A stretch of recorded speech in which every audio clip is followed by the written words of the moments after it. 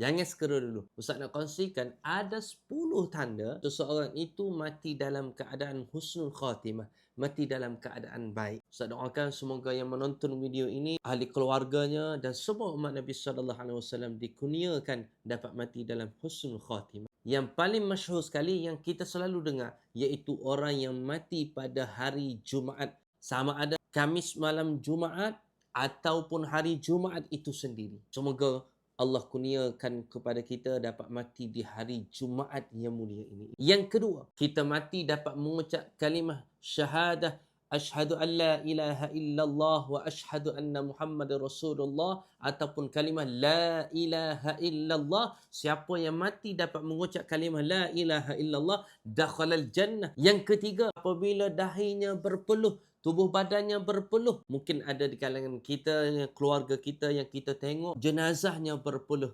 Itulah di antara tanda-tanda orang yang mati husnul khatimah. Cuba kongsikan, ada ke keluarga kita yang mati dalam keadaan berpeluh macam tu? Yang keempat, Allah beri taufik dan hidayah, dia buat amal ibadah, dia buat kebaikan sebelum dia meninggal dunia. Sebelum kita nak sebut yang kelima, dah follow ke perjalanan dakwah Ustaz ni? Kalau belum follow, mari follow Ustaz. Yang kelima, hati kita rasa tenang, hati kita rasa gembira nak bertemu dengan Allah Subhanahu Wa Taala. Yang keenam, dia diuji dengan penyakit perut. Sama ada sakit usus ke, sakit kanser perut ke, apa-apa kaitan yang berkaitan dengan penyakit perut. Yang ketujuh, mati dalam keadaan lemas, jatuh bangunan, bukan bunuh diri ataupun mati syahid.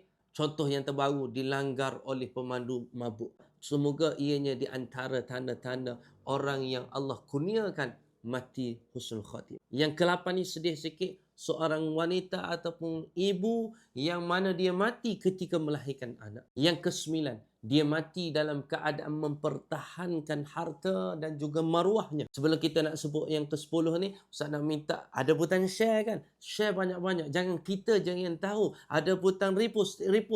Ada butang like banyak-banyak. Itu di antara cara mudah untuk kita buat kebaikan. Dekat komen nanti kongsikan cerita-cerita orang-orang yang terdekat dengan kita yang kita nampak dan kita pasti dia di antara orang yang Allah jemput dia mati husnul khatimah. Yang ke-10 ini dia meninggal dalam keadaan dia sedang buat kebaikan. Ustaz doakan semoga Allah Subhanahu Wa Taala kurniakan kepada kita rezeki dapat mati husnul khatimah. Sama-sama berayak dan komen Allah Maha Baik. Terima kasih banyak yang mana follow perjalanan dakwah Ustaz. Yang mana belum follow, mari follow Ustaz.